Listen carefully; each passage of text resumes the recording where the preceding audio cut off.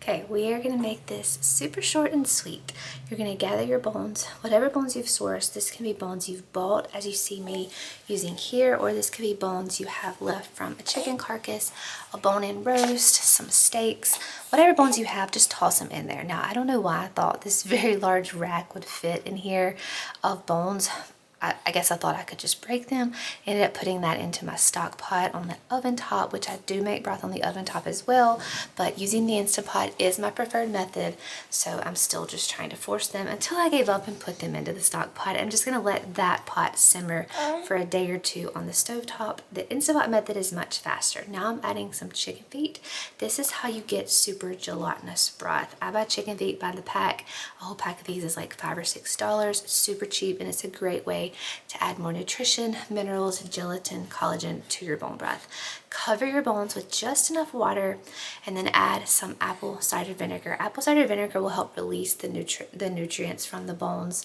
If you are cooking them on the stove top, I recommend adding the apple cider vinegar before you start heating it.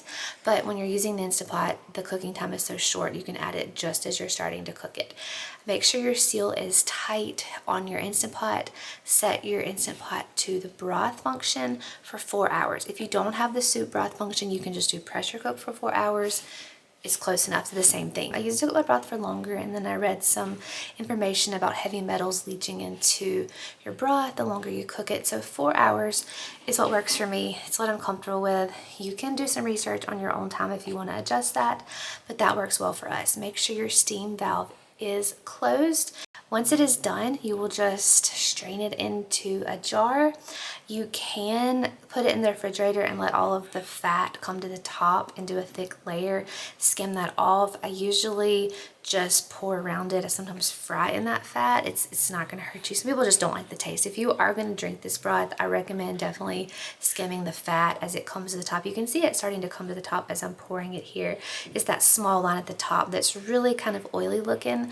It doesn't taste the best, but there's still so much nutrition in it. Don't be afraid to cook with it or put it into a soup or a gravy, but it's not the best to actually drink with. So this will just go in the fridge, set up. It will become super gelatinous and jiggly, ready to drink, put into broths, gravies, soups. The possibilities of bone broth are endless, and we keep it stocked all the time. Let me know if you have any questions below.